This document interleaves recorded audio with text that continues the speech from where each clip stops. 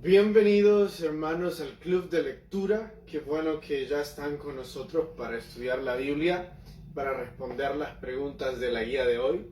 Y en general, si ustedes no han contestado las preguntas de hoy, o ustedes no son parte del Club de Lectura, o sea, no les llegan las preguntas, aún así podemos estudiar la Biblia. Pero quiero animarles a que se puedan inscribir a través del número de WhatsApp, o incluso que nos escriban a la página de Facebook, la Capilla Central en Facebook, y también en YouTube, la Capilla Central. Y nosotros vamos a guiarles en cómo tener un sistema o un método un poco diferente para estudiar la Biblia sistemáticamente. O sea, día tras día, no solo cuando me da tiempo.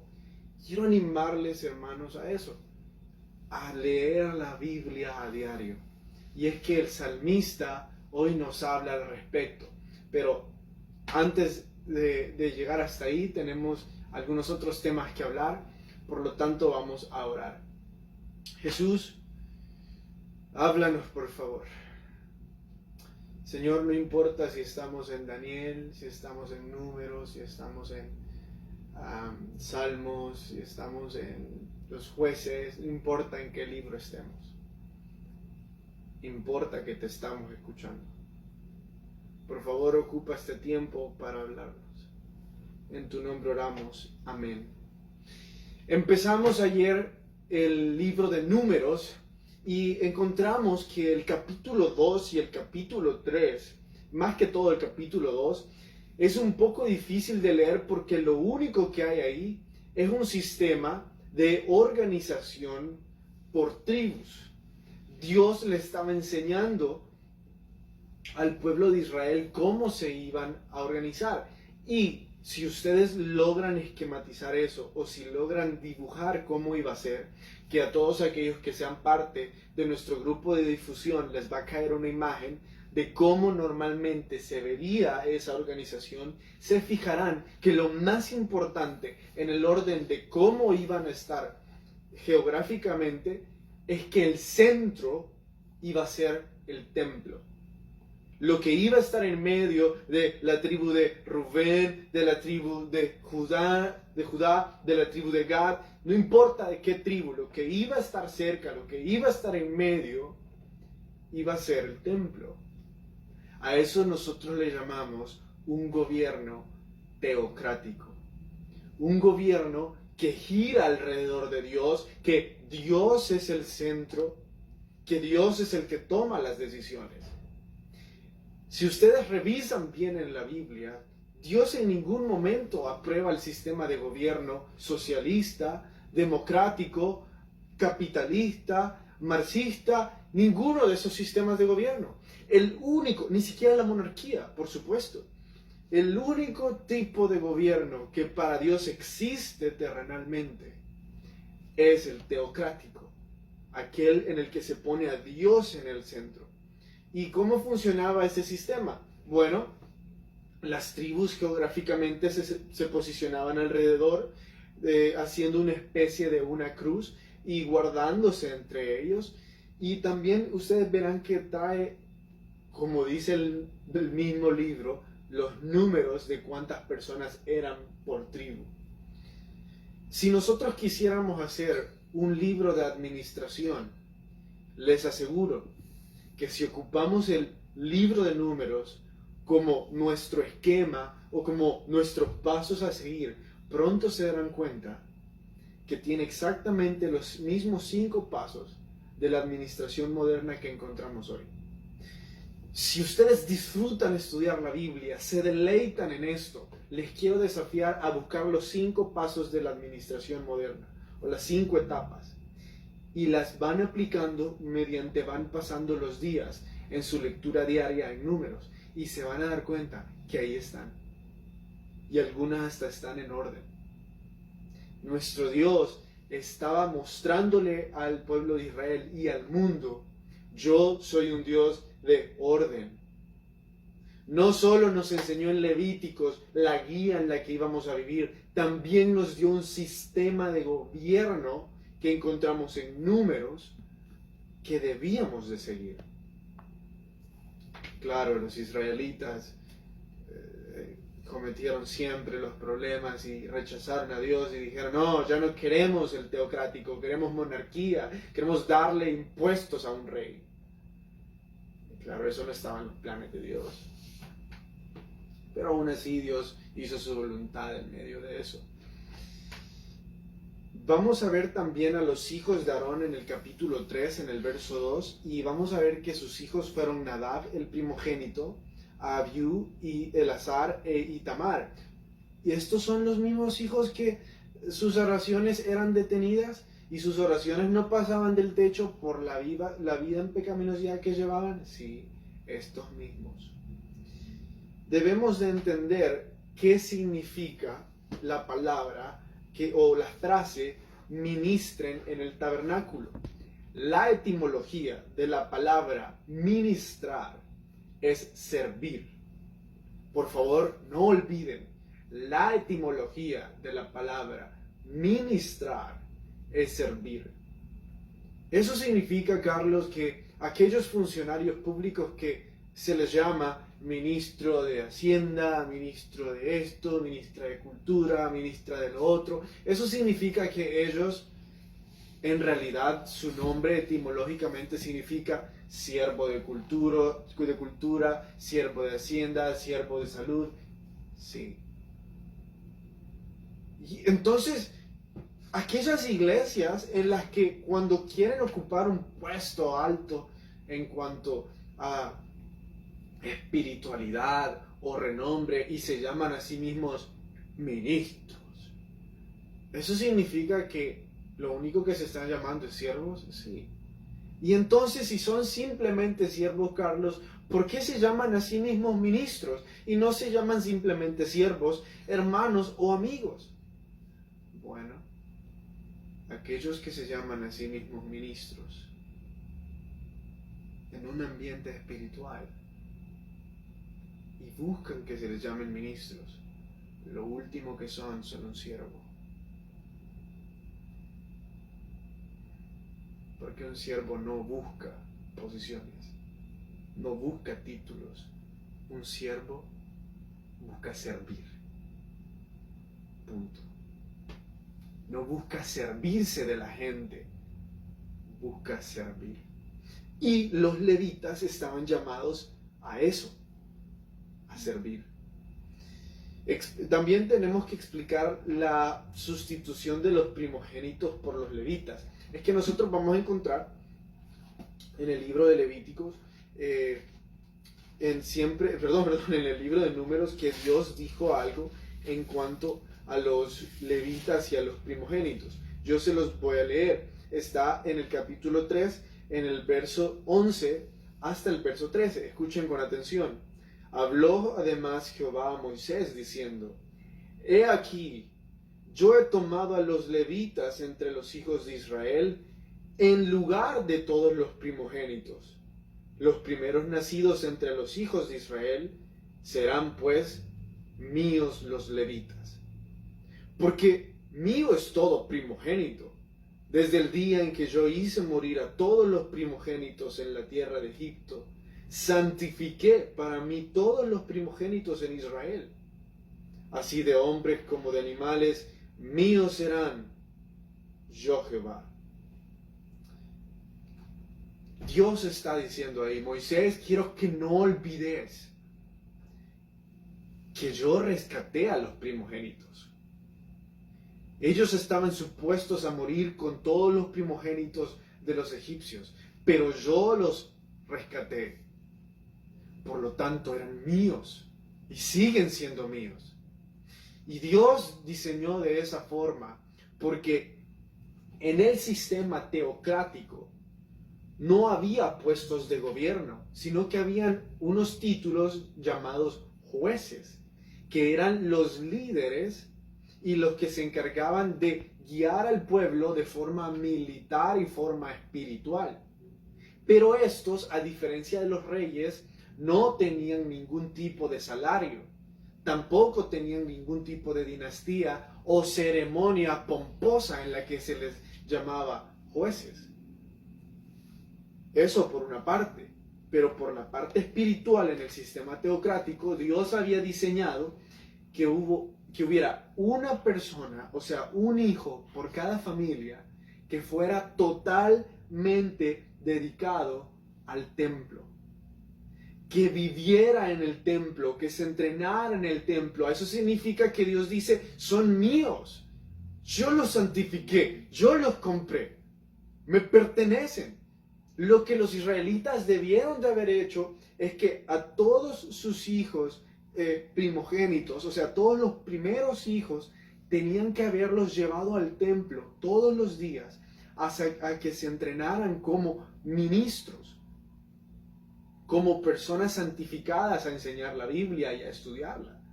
Luego regresar a sus casas y enseñarlas. Ahora imagínense, si cada familia tuviera un pastor adentro viviendo con ellos, o un ministro adentro viviendo con ellos, esas familias iban a ser constantemente discipuladas y enseñadas en la Biblia siempre. Esas familias iban a tener un pastor de turno siempre. Ese era el diseño de Dios. Ojalá hubiera sucedido. Ojalá hubieran tenido ese primogénito santificado, que cuando la familia se perdiera por un camino que no era, él dijera, esos no son los caminos de Dios. Bueno. Hay una pregunta. Dale, la pregunta. Dice la hermana Amelia, quisiera preguntar por qué los hijos de Moisés no fueron sacerdotes y eran levitas. Buena pregunta, Amelia, ¿verdad? Solo termino esta idea, Amelia, y le respondo, porque si no se me va a ir la idea. Entonces, eso era lo que se suponía que tenía que ser, que los primogénitos iban a ser dedicados al templo. Pero ¿qué pasó? Los israelitas nunca lo hicieron. Nunca. Entonces, ¿qué hizo Dios? Redimió a los levitas. Acuérdense, los levitas ni siquiera tenían una porción de tierra. Cuando se les entregó las promesas, cuando se les entregaron las profecías a los 12 hijos de Jacob, no se le dio nada a Leví y a su hermano. Jacob les dijo, por vuestro pecado no van a tener nada, los levitas no iban a tener nada. Pero un día que ustedes y yo recordamos y leímos, los levitas dijeron, aquí estamos. Y nosotros serviremos. Nosotros estamos por Jehová.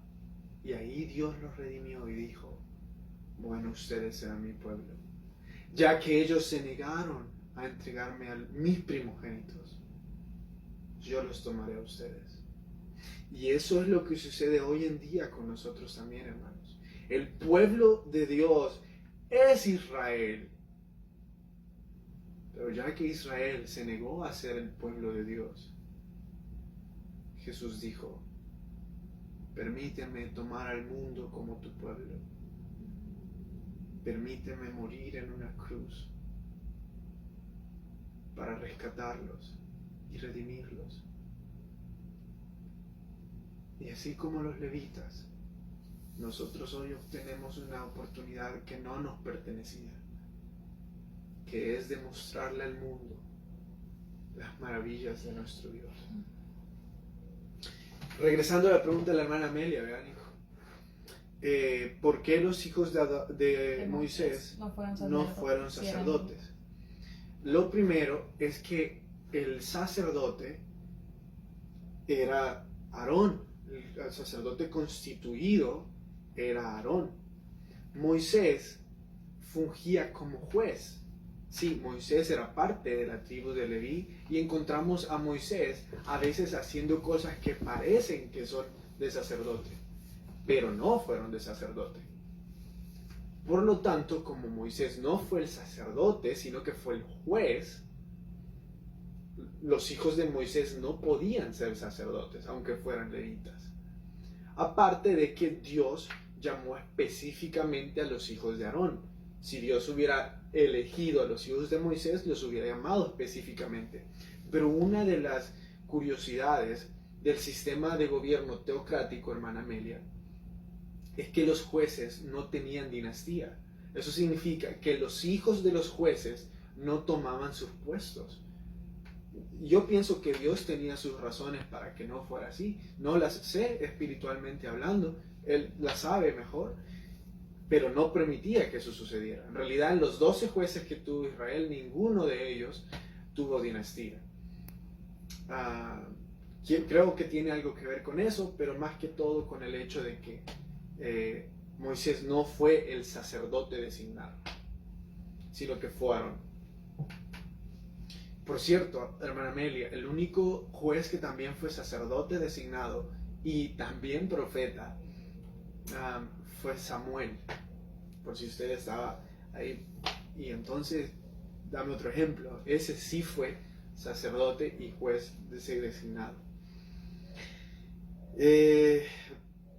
También encontramos a los hijos de Leví. Al parecer no había pasado tanto tiempo como para que se perdiera la dinastía, que son Gerson, Coat y Merari. Hay algunas cosas que sucedieron hoy en el Salmo capítulo 10 y en el verso 1, y dice lo siguiente.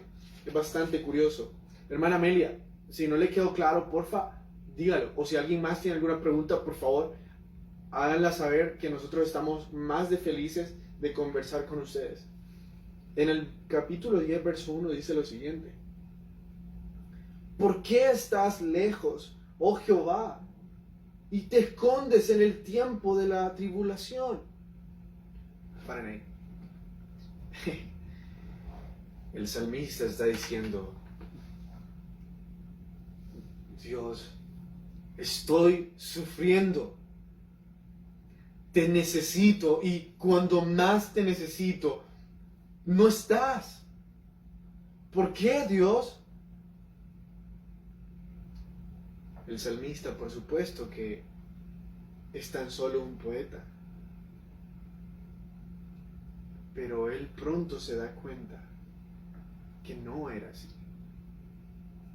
Él pronto se da cuenta que todas las cosas que nos hacen sentir a Dios que está lejos, todas las veces que sentimos que Dios está lejos, es realmente cuando más cerca está.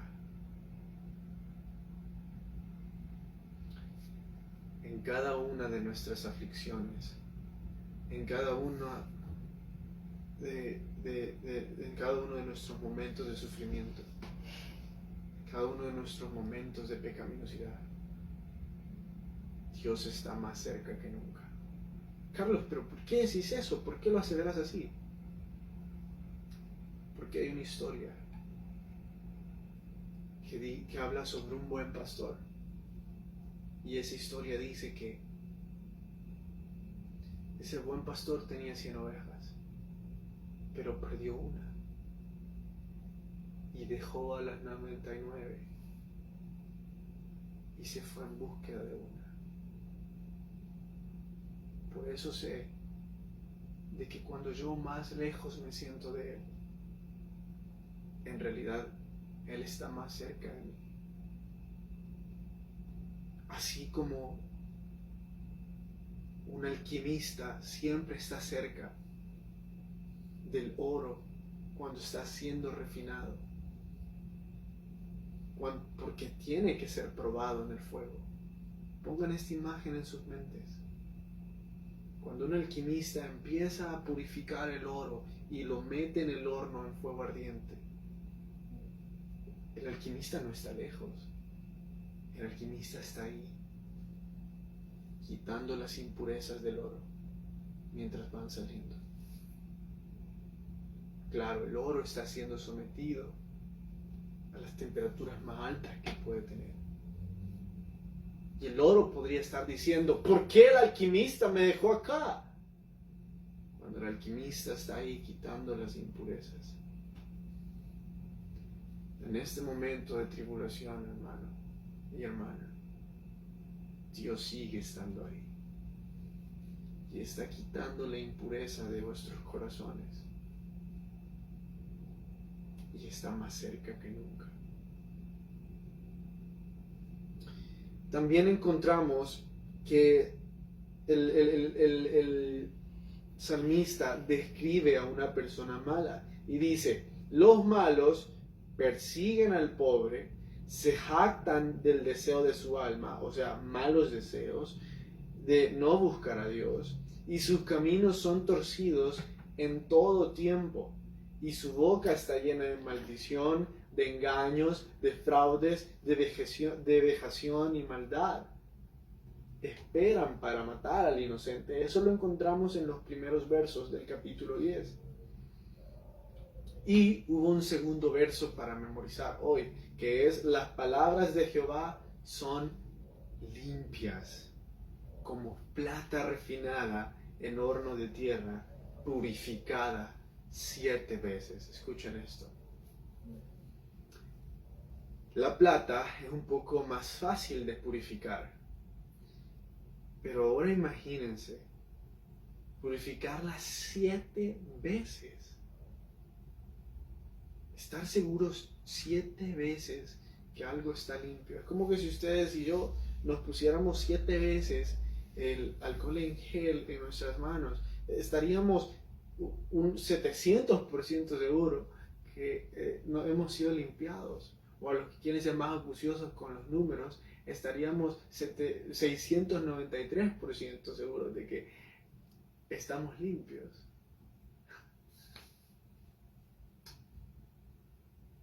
Me pregunto a aquellos que siempre encuentran o siempre andan buscando un hoyo en la palabra de Dios, o algo por qué dudar, o algo para refutar, algo para no creer. Creo que ellos no se pueden deleitar en la pureza que hay en la palabra. Y están ciegos a lo valiosa que esta es. Vayamos ahora y discutamos sobre el libro de Dietrich Bonhoeffer. Él habló hoy sobre el evento en el que Pedro le dijo a nuestro Señor, y Pedro quiso obstaculizar a Jesús de que siguiera su camino a la cruz, y Jesús repentinamente le dijo: quítate de mí, Satanás. Por lo tanto, Dietrich nos enseña que todo intento por obstaculizar la voluntad y el propósito de Dios es satánico. En este caso, Pedro trató de quitar el sufrimiento que tenía que experimentar Jesús. Pero Jesús debía de sufrir y debía de ser rechazado. Era su necesidad divina. Por lo tanto, Cristo le respondió y le dijo: yo no puedo dejar de ser Cristo. Eso es parte de lo que yo soy. Esa es la razón por la que yo vine. Así que, si nosotros hemos sido alguna vez ese obstáculo, o nosotros vemos que alguien está obstaculizando la voluntad de Dios, deben de saber, es satánico. Ustedes tienen muchos ejemplos a su alrededor. Solo deben de abrir vuestros ojos y se van a dar cuenta de todas las obstaculizaciones que puede sufrir la voluntad de Dios en este mundo. Que por supuesto, la iglesia no ha parado de crecer desde su inicio, y tampoco no ha parado de ser perseguida desde su inicio. Pero lo que Dios inicia no lo puede detener ningún humano. La expresión que sintetiza la cruz de nuestro Señor, sufrir y ser rechazado, constituyen la expresión que resume la cruz de Jesús. La cruz significa rechazo y sufrimiento, y todavía dice: si alguno. Es que cuando nosotros leemos que dice si alguno en el verso, si alguno desea seguirme, si alguno quiere venir en pos de mí, es porque es algo que debe suceder natural, no puede ser impuesto. nadie te puede obligar a tomar la cruz de Jesús. Porque lo que viene es sufrimiento y rechazo. En realidad, tome su cruz es hacer la voluntad de Cristo y no su propia voluntad. Solo somos capaces de hacer eso cuando dejamos de conocernos a nosotros mismos. Y decimos, ya no quiero conocerme a mí, ya no quiero conocer al mundo, solo quiero conocer a Cristo. Quiero desconocer todo lo que he conocido en mi vida. Este juego de las palabras es parte de la poesía porque quiero conocer a Cristo. Si solo le conocemos a Él, ya no conocemos dolores de nuestra cruz. Solo le vamos a ver a Él. Porque lo que tenemos que saber es que la cruz no es un sufrimiento fortuito. Es fortuito, algo fortuito es algo que es una casualidad, algo que sucedió de repente, o sea, no tiene ninguna razón de ser. El sufrimiento que la cruz trae es necesario, porque significa nuestra conexión con Dios, nuestra identificación con Él y salvación de vida eterna. Eso puede resultar en ser rechazado por amor a Cristo y no a causa de cualquier otra conducta o de cualquier otra confesión de qué sé yo, qué tipo de fe tengamos. Pero la cruz fue diseñada para hacer el camino por el cual usted y yo obtendríamos salvación. Pero lo que Jesús pagó en ella fue rechazo y sufrimiento. Por lo tanto, la cruz significa que sufriremos y seremos rechazados. Ser rechazado, ser despreciado, abandonado por los hombres, como decía hoy el salmista, es un signo esencial del sufrimiento de la cruz. Imposible de comprender para un cristiano que no sabe distinguir la existencia civil y la existencia cristiana. La cruz es un consufrir con Cristo, es sufrir con Él. Es decir, ya no vivo yo, mas Cristo vive en mí. Y si Cristo tomó la cruz, yo con valentía lo seguiré. Porque así como Cristo murió en la cruz, resucitó al tercer día, yo quiero resucitar a una nueva vida en Él. Oremos. Jesús, queremos seguirte. Queremos estar contigo. Y queremos que nos hables.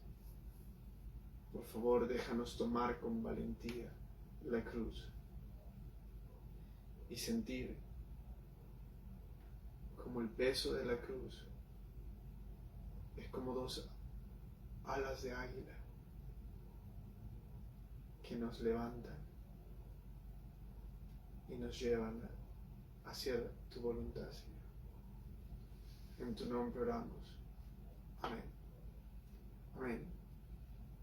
Bueno, fue una bendición que estuvieran con nosotros, hermanos. Nos vemos mañana a la misma hora. Que Dios les bendiga.